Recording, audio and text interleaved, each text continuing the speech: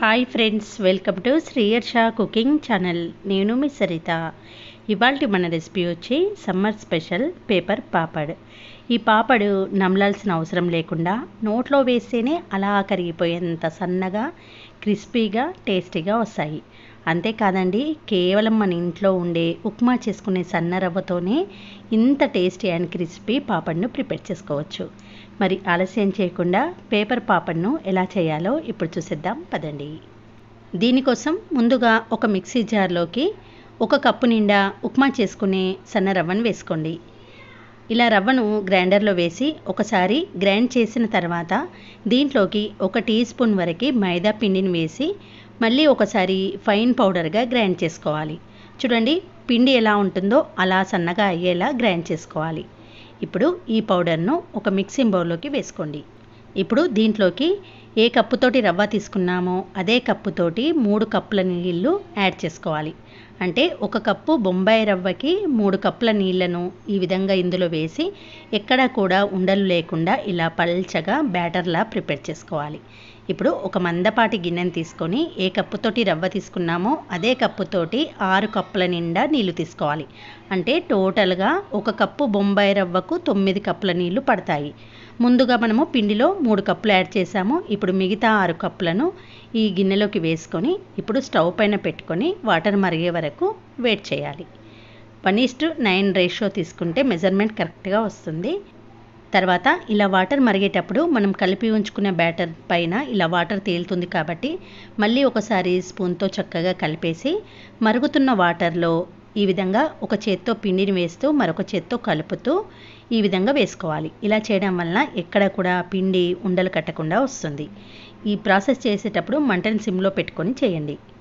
చూసారు కదా, ఇలా పూర్తిగా వాటర్లో కలిసేలా కలిపేసిన తర్వాత మంటను మీడియం ఫ్లేమ్కు టర్న్ చేసి ఒక 4-5 నిమిషాల పాటు కలుపుతూ ఉడికించుకోవాలి.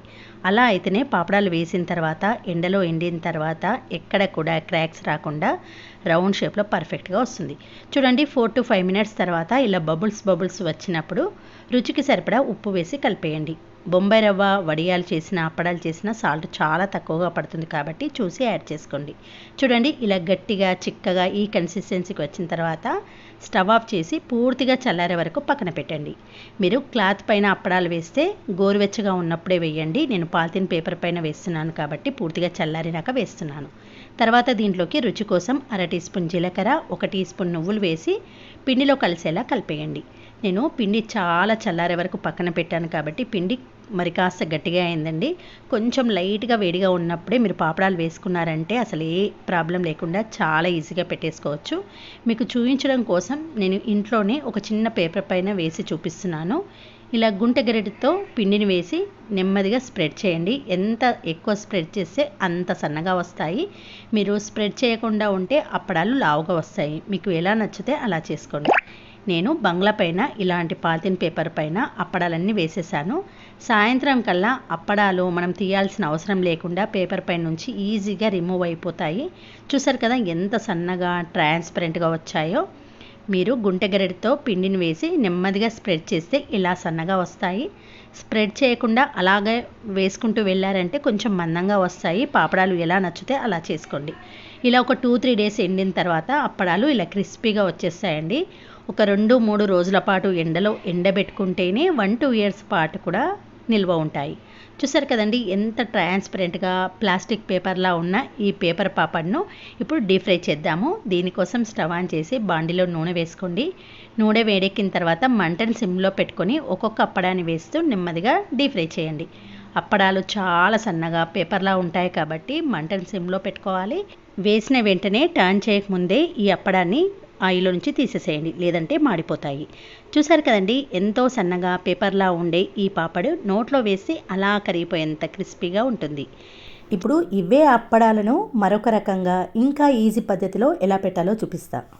ఇప్పుడు ఒక చిన్న మిక్సీ జార్లోకి 3/4 కప్పు వరకు ఉప్మా చేసుకునే సన్న రవ్వను వేసుకోండి. 1 టేబుల్ స్పూన్ వరకు మైదా పిండి, అంటే 2 కలిపి 1 కప్పు వరకు వస్తుంది.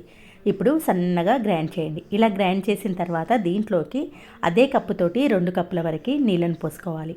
2 కప్పుల నీళ్లు పోసిన తర్వాత దీనికి సరిపడా సాల్ట్ వేసి మళ్ళీ ఒకసారి గ్రైండ్ చేయండి. ఇలా గ్రైండ్ చేయడం వల్ల ఉండలు లేకుండా దోశ బ్యాటర్లా వస్తుంది. ఇప్పుడు స్టవ్ ఆన్ చేసి మందంగా ఉన్న ఒక గిన్నెను పెట్టుకొని అదే కప్పుతోటి 7 కప్పుల వరకు నీళ్ళని పోయండి. మనము మిక్సీ జార్లో 2 కప్పులు పోసాము, ఇందులో 7 కప్పులు, టోటల్గా 9 కప్పుల నీళ్లు పడతాయి 1 కప్పు రవ్వకి. నీళ్లు ఇలా కొంచెం వేడెక్కగానే మనం మిక్సీ పట్టుకున్న ఉప్మా రవ్వ బ్యాటర్ను ఇందులోకి వేసి కలుపుతూ ఒక 6 నుంచి 8 నిమిషాల పాటు కలుపుతూ ఉడికించండి. జస్ట్ ఒక 6 to 8 మినిట్స్లోనే ఈ బ్యాటర్ అనేది ఇలా చిక్కగా అవుతుంది. ఈ కన్సిస్టెన్సీలోకి రాగానే స్టవ్ ఆఫ్ చేసేసేయండి. పూర్తిగా చల్లారిన తర్వాతనే దీంట్లోకి 1 టీ స్పూన్ జీలకర్రను వేయండి. ముందుగానే జీలకర్ర వేస్తే కలర్ అనేది డార్క్గా అవుతుంది కాబట్టి స్టవ్ ఆఫ్ చేసిన తర్వాతనే జీలకర్రను వేసుకోండి. తర్వాత పూర్తిగా చల్లారిన తర్వాత ఎండలో పాలిథిన్ పేపర్ను పెట్టేసుకొని ఇలా గరిటెతో కొంచెం కొంచెం వేస్తూ సన్నగా స్ప్రెడ్ చేయండి. అప్పడాలు కొంతమందికి మందంగా ఉంటే ఇష్టము, అలాంటప్పుడు గరిటెతో పోసుకుంటూ వెళ్ళండి. సన్నగా ఇష్టపడేవారు కొంచెం స్ప్రెడ్. ఇక్కడ చాలా సన్నగా పోసాను కాబట్టి సాయంత్రం కల్లా డ్రై అయిపోయాయండి. అయినా మీరు నెక్స్ట్ డే 2 days వరకు ఎండలో పెట్టారంటే 1 year పాటు పురుగు పట్టకుండా ఫ్రెష్గా నిల్వ ఉంటాయి. అంతేనండి, ఉప్మా రవ్వతో సన్నటి నోట్లో వేసే కమ్మటి అప్పడాలు రెడీ అయిపోయాయి. వేడి వేడి నూనెలో వేస్తూ డీప్ ఫ్రై చేయండి. ఇవి చాలా సన్నగా ఉంటాయి కాబట్టి ఆయిల్లో వేసిన వెంటనే తీసేసేయండి. మరొక వైపు టర్న్ చేయాల్సిన అవసరం కూడా లేదు. చూసారు కదండి, కేవలం 1 కప్పు ఉప్మా రవ్వతో 100కు పైగా అప్పడాలను ఈజీగా ఇలా పెట్టేసుకోండి. మరి మరొక మంచి వీడియోతో మళ్ళీ కలుద్దాం. Thanks for watching.